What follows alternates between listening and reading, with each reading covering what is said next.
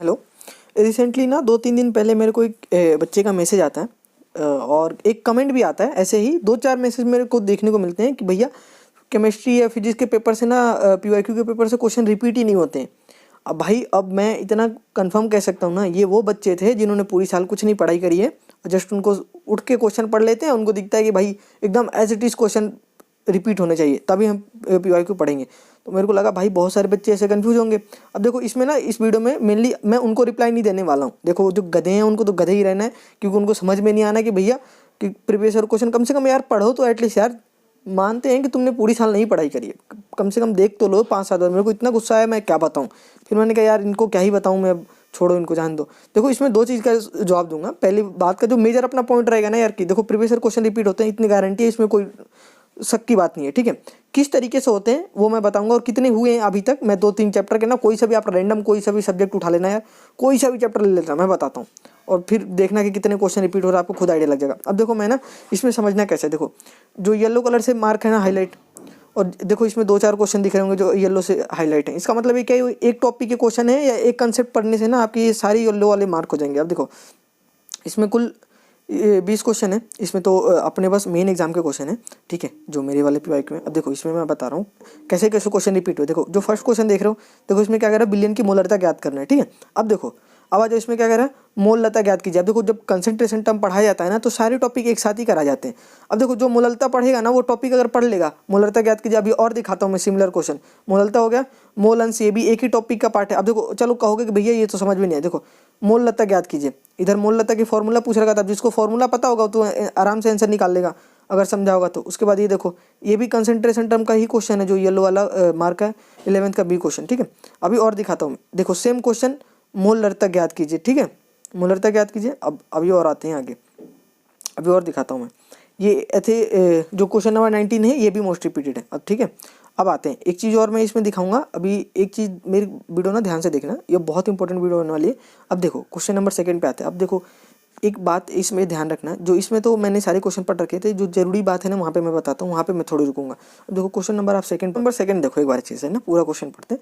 एक प्रोटीन है जिसमें 0.2 लीटर विलेन दे रखा है। ठीक है, वी की वैल्यू आ गई अपने पास। अब देखो इसमें प्रोटीन दे रखा है, अपने पास वेट की भी वैल्यू आ गई। जिसको प्रसारण दाब का क्वेश्चन आता है वो समझ रहा है क्या कह रहा हूँ मैं। टेम्परेचर की वैल्यू दे रखी है 300 केल्विन। ठीक है, कोई दिक्कत नहीं, आराम से फॉर्मूले में लगाओगे निकल जाएगा सॉल्यूशन। मैंने अपने प्रीवियस ईयर क्वेश्चन के सीरीज में भी क्वेश्चन को सॉल्व करा रखा है। अब देखो एक बार मेरे पास ना नीचे आओ, 4th क्वेश्चन छोड़ दो, अभी 5th क्वेश्चन छोड़ दो, इस पे आओ एक बार मैं, हाँ क्वेश्चन नंबर 17 देखो क्या कह रहा है। एक प्रोटीन है, ठीक है, 300 ml जलियन विलियन। ठीक है, देखो सारा एज इट इज पूरा वैल्यू एज इट इज दे रखा ऊपर के जैसे। अब देखो चेंजेस क्या करा। अब देखो प्रीवियस ईयर क्वेश्चन ऐसा नहीं है ना कि हमेशा यार सेम टू सेम पूछ लेगा, वो चेंजेस करेगा। ये देखो ये पूरा क्वेश्चन रिपीटेड है, एग्जैक्ट क्वेश्चन रिपीटेड है। अब देखो यहाँ पे क्वेश्चन क्या करा, सब चीज़ सेम दे रखी है, थोड़ी बहुत चीज़ें चेंज करिए। यहाँ पे बस 1.26 की जगह पे 1.25 कर दिया। और यहाँ पे 300 ml वहाँ पे ले रखा था, 0.2 लीटर ले रखा था, यहाँ पे ml ले लिया है। ठीक है, अब ml क्या कर, अब ले लिया तो क्या करना पड़ेगा आपको, यूनिट का ध्यान रखना पड़ेगा। मैंने अपने एक वीडियो में बताया था कि जब भी आप फिजिकल केमिस्ट्री के न्यूमेरिकल करो तो यूनिट्स का बहुत ध्यान रखना। अब जो यूनिट का यहाँ पे ध्यान नहीं रखेगा वो डायरेक्ट वी की वैल्यू 300 लीटर में ले लेगा, लीटर में ही डाल के कर देगा, वो उसको लीटर में चेंज नहीं करेगा ml से, वो देखेगा नहीं कि ml दे रखा है। अब इस ml को चेंज करोगे तो यहाँ पे 0.3 आपको आ जाएगा, समझे। तो यहाँ पे 0.2 था तो यहाँ पे 0.3 आ जाएगा। अब नो डाउट कि अगर आपसे बोर्ड आपको पूछना चाहे अगर क्वेश्चन रिपीट करके तो इसी पे आपको दे देगा 200 ml है, तो आप निकालो फिर सॉल्यूशन, तो फिर एग्जैक्ट यही क्वेश्चन हो जाएगा। तो इसमें कोई दो राय नहीं है कि इस तरीके से ही क्वेश्चन पूछा जाएगा कि थोड़े बहुत चेंजेस करे, थोड़ा बहुत यूनिट से खेला करे, क्योंकि देखो नकल के लिए भी अकल चाहिए होती है, मैंने बता रखा है पहले। अब वो गधे हैं जिन्होंने सॉल्व करेंगे नहीं, अब उनको लगता है कि भैया प्रीवियस क्वेश्चन रिपीट नहीं करना मेरे को, भाई नहीं करना, मत करो, छोड़ दो, मेरी क्या गलती है। ठीक है, अब देखो क्वेश्चन नंबर 5 देखो एक क्या कह रहा है, वायुमंडलीय चाप प्रसारण दाब ही, वो ये प्रसारण दाब 3 तरीके से आपको पता है, मैंने उसमें बता रखा है 3 तरीके से क्वेश्चन बन सकते, वही दे रखा है। अब देखो उसके बाद आते हैं एक क्वेश्चन और, देखो मैं दिखाता हूँ आपको। ठीक है, ये ऑलमोस्ट ग्रीन वाले हो गए यार, पढ़ लेना, वैसे कोई दिक्कत नहीं, मैंने वो टेलीग्राम पर भी डाल दिया था। देखो यहाँ पे क्या दे रखा है, एक क्वेश्चन ये भी देख लो यार, ये क्वेश्चन नंबर 14 देख लो एक बार। ये देखो ये क्या कह रहा है, इसमें देखो यहाँ पे भी यूनिट में चेंजेस करने पड़ेंगे आपको, ये डिग्री में दे रखा है। ठीक है, अब इसको क्या करना पड़ेगा, डिग्री सेल्सियस में दे रखा है तो आपको केल्विन में कन्वर्ट करना पड़ेगा। 273 ऐड कर दोगे तो आपका 300 केल्विन आ जाएगा। देन आप प्रसारण दाब के फॉर्मूले में रख दोगे तो आपका आंसर निकल आएगा। यहाँ पे मेनली बच्चे न्यूमेरिकल में यही गलती करते हैं, तो न्यूमेरिकल आपका गलत हो रहा है तो एक बार ध्यान रखना कि यूनिट का चेंजेस हो रहे होंगे। अब देखो उसके बाद आते हैं एक क्वेश्चन, ये जो आपका पर्पल कलर से मार्क है ये देखो, ठीक है। प्रसारण दाब की परिभाषा लिखिए। देखो अगेन ये फिर पूछा गया 2018, 20, 23। अब देखो कितने तरीके से पूछा जा रहा है। देखो ऐसा है नहीं है ना कि एज इट इज क्वेश्चन पूछे जाते हैं एक टॉपिक से। अगर आपने पढ़ लिया ना पीओआईक्यू क्वेश्चन तो बहुत सारे, देखो यार ऑलमोस्ट सारे क्वेश्चन रिपीटेड है। देखो ना यार, खुद देखो यार, खुद दिख रहे हैं कि पूरे क्वेश्चन ही रिपीटेड हो रहे हैं, सारे क्वेश्चन रिपीट हो रहे हैं, सारे सारे देखो खुद दिख रहा है। ऑलमोस्ट हर साल एक आध दो क्वेश्चन छोड़ के रिपीट हो रहे हैं, तो उसमें कोई दोहराई की बात नहीं है। एक बार आपका सेकंड क्वेश्चन भी, सेकंड चैप्टर भी देख लेते हैं। आ जाओ, देखो फैराडे का विद्युत अपघट्य का नियम देखो, ठीक है। द्वितीय नियम पूछा गया 2015 में। फिर आगे आओगे तो इधर देखो 2020 में वापस प्रथम नियम पूछ लिया गया। पहले सेकंड पूछा था, फर्स्ट पूछ लिया। ये दोनों क्वेश्चन भी ऑलमोस्ट सेम ही है। अब मैंने पीओआईक्यू को सोल्यूशन कराया था, वहाँ पे बताया था एकदम इजी सा क्वेश्चन है चिंदी। और ये क्वेश्चन ना 3 बार पूछे गए यार, ये यहाँ पे मैंने दिख नहीं रहा था, 3 बार क्वेश्चन ऐसे एग्जैक्ट पूछे गए और ऐसे ही पूछे जाते हैं इजी से। अब देखो ये चैप्टर देखोगे तो इसमें देखो इसको ले लो, ठीक है। छद्म प्रथम कोटि अभिक्रिया को समझाइए। अब देखो इधर आते हैं, क्या कह रहा है, छद्म प्रथम कोटि अभिक्रिया किसे कहते हैं। रिपीट नहीं हो रहा क्या, अब बताओ। अब ये गधे होते हैं जिनको लगता है कि भाई as it is same to same पूछ ले, अ का अ, ब का ब, वही उनको लगता है कि हाँ। अब वो वही होता है कि क्वेश्चन रिपीट हो रहे हैं ना पीओआईक्यू, इसका मतलब ऑप्शन भी सेम होने चाहिए एग्जैक्ट, कि हाँ सब एग्जैक्ट सेम टू सेम दे दे हमें निकाल के। तो देखो थोड़ा बहुत दिमाग लगाओ यार, पता चल जाएगा, ठीक है। उसके बाद बात करते हैं सेकंड क्वेश्चन। देखो एक बार, शून्य कोटि एवं प्रथम कोटि अभिक्रिया के लिए वेग स्थिरांक की इकाई दीजिए। ये क्वेश्चन इतना ईजी है और इतनी बार पूछा गया बोर्ड में। आप देखो शून्य कोटि और प्रथम कोटि के लिए वेग स्थिरांक पूछ लिया, ठीक है। अब देखो इसमें क्या पूछ रहा है, फिफ्थ क्वेश्चन, कि वेग स्थिरांक की इकाई जिसका सेकंड इनवर्स है। तो सेकंड इनवर्स के लिए आपको पता है भाई, अगर इन क्वेश्चन का आंसर कर लिया ना तो यहाँ पे इसका आंसर प्रथम कोटि आएगा, आपको भी पता है, ठीक है। अगर इन दोनों को सॉल्व कर लोगे ना तो आपको खुद ही पता लग जाएगा। मैंने फॉर्मूला बताया था, और जो भी टीचर से करोगे तो वो बता देगा, तो एक बार में वो कर लोगे तो ये आराम से हो जाएगा। वही प्रीवियस क्वेश्चन का ही रिपीटेड है, ठीक है। उसके बाद देखो शून्य कोटि अभिक्रिया का वेग स्थिरांक, उसमें प्रथम और शून्य दोनों पूछा था, इसमें शून्य पूछ लिया। अब देखो इधर देखो द्वितीय कोटि का पूछ लिया, ठीक है। क्वेश्चन नंबर 10 बता रहा हूँ मैं।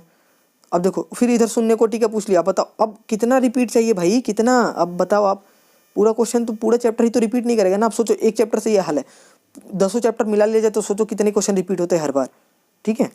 अभी पढ़ लोगे ना, पूरा क्वेश्चन सॉल्व कर लोगे क्योंकि तो क्वेश्चन ऐसा नहीं। देखो एक बात समझो, कुछ भी आप चीज़ें कर रहे हो ना तो ऐसे मत करो कि हाँ बोर्ड में आएगा नहीं आएगा। देखो नॉलेज एक नाम की चीज़ होती है। देखो फिर नोट्स पढ़ोगे ना तो नोट्स से मेजोरिटी क्वेश्चन उठ जाते हैं। मैं बच्चों को पीवाईक्यू इसलिए प्रेफर करता हूँ ना कि बोर्ड की लैंग्वेज आपको समझ में आनी चाहिए, ठीक है।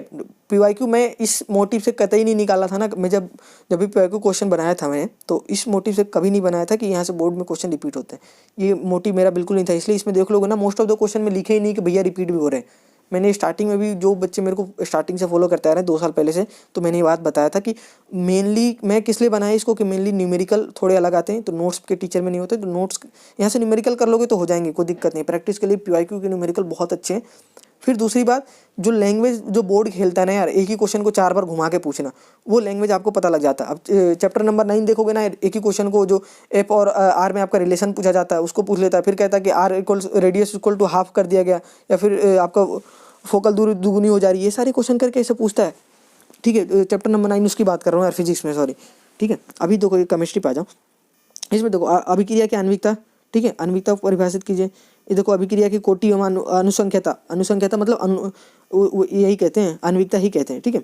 इसके बारे में पूछिए, अभिक्रिया की अनुसंख्यता की परिभाषा बताइए। अब बताओ 3 बार पूछ लिया यार, 18, 20, ठीक है। उसके बाद 22।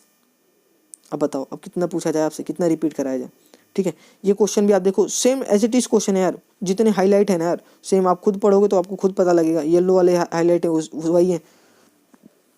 इसमें जो टी हाफ पूछ रखा हमेशा, छोटा सा फॉर्मूला है, उसमें लगा दोगे हो जाएगा आराम से आंसर, उसमें कोई दिक्कत नहीं है। फिर आते हैं एक और चैप्टर की देख लेते हैं। अब देखो यहाँ पे ज़्यादा क्वेश्चन की बात नहीं करेंगे, बहुत क्वेश्चन रिपीट होते हैं यहाँ से। एक देखो मेरे को यहाँ पे क्या कह रहा है, जिंक कैडमियम एच तत्वों को संक्रामक तत्व नहीं माना जाता है, क्यों, ठीक है। 2013 में हो गया।